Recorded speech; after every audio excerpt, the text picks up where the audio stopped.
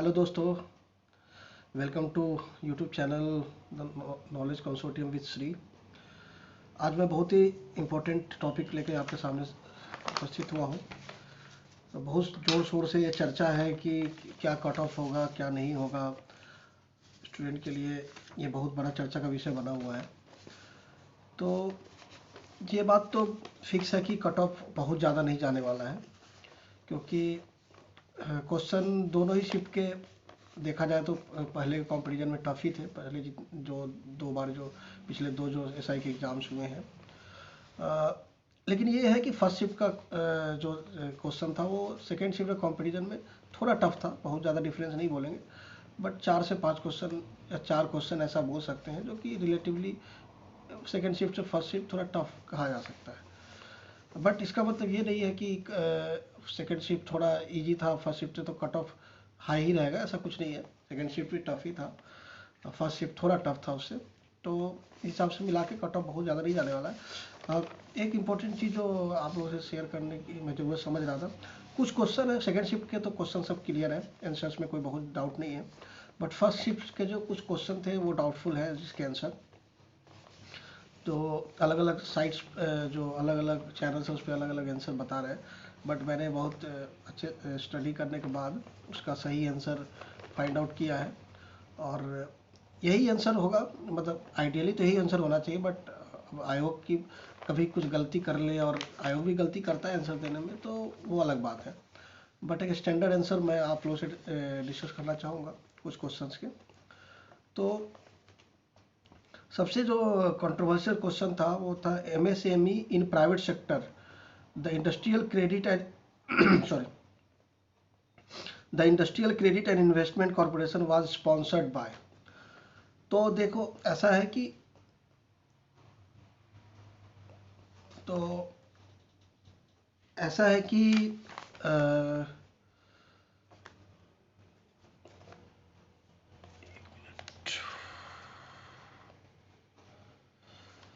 तो इसका आंसर जो होगा वो मिशन वर्ल्ड बैंक ही होगा इसका आंसर। क्योंकि जो एमएसएमई के लिए जो भी लोन से जो होते हैं, जो लॉन्ग टर्म लोन जो होते हैं, वो वर्ल्ड बैंक ही प्रोवाइड करता है, क्योंकि आईएमएफ बहुत शॉर्ट टर्म के लिए लोन देता है।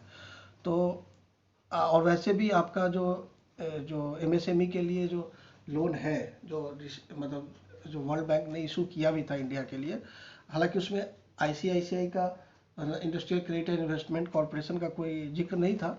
बट आंसर यही होगा, मिशन वर्ल्ड बैंक। क्योंकि जितने भी मैंने स्टडी की उस हिसाब से यही आंसर सबसे अप्रोप्रिएट है, और 100% मान के चलो कि आंसर यही है।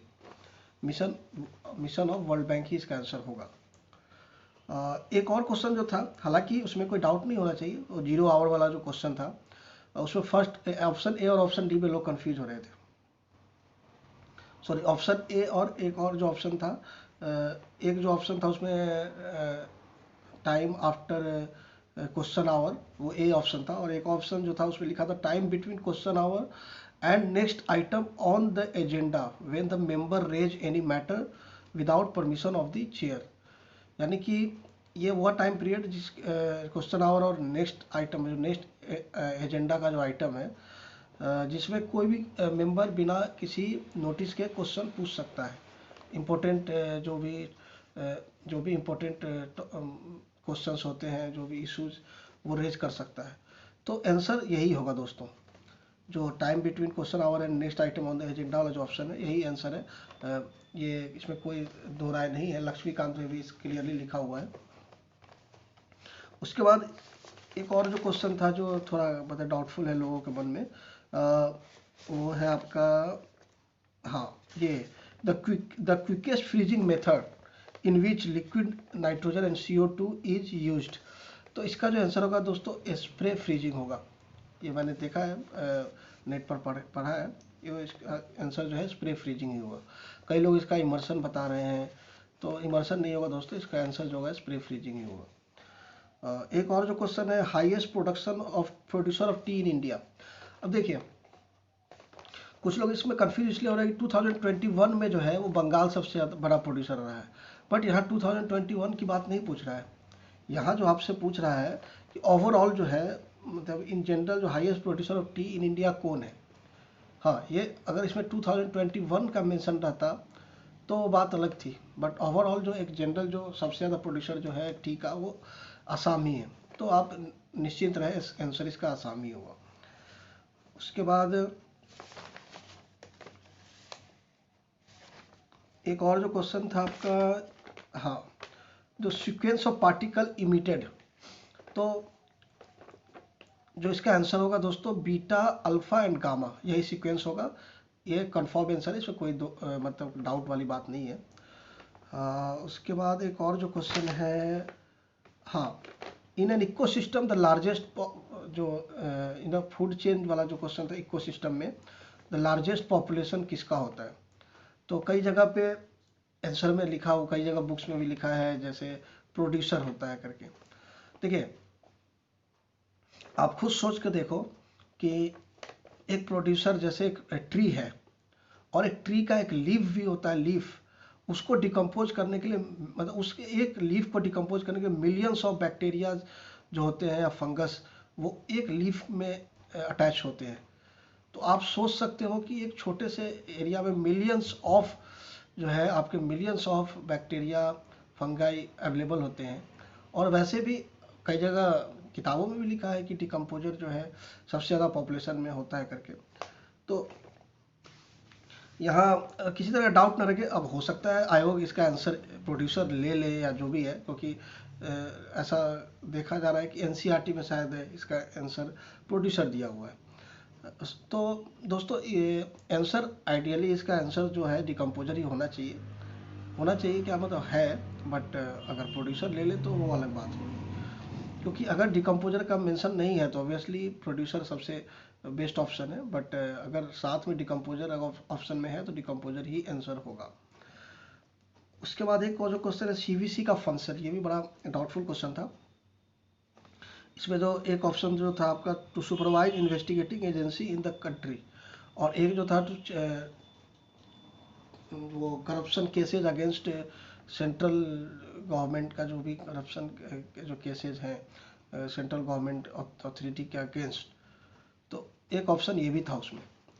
तो देखिए, ऑप्शन तो खैर ऐसे तो दोनों ही काम है उसके, बट मोस्ट अप्रोप्रिएट अगर आंसर देखा जाए तो ऑप्शन डी ही होगा इसका आंसर, जिसमें कि to inquire corruption against government जो भी अथॉरिटी है।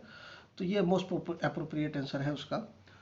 तो हालांकि अब बाई चांस हो सकता है तो आयोग कहीं इसको to supervise investigating agency in the country ले ले तो अलग बात है, बट मोस्ट अप्रोप्रिएट आंसर उसका डी ही होगा। और एक और जो क्वेश्चन है वो पूरा का। अब पूरा में देखिए कई जगह पे provision of urban amenities in rural areas लिखा हुआ है, और कई जगह providing urban amenities in rural areas ये भी लिखा है।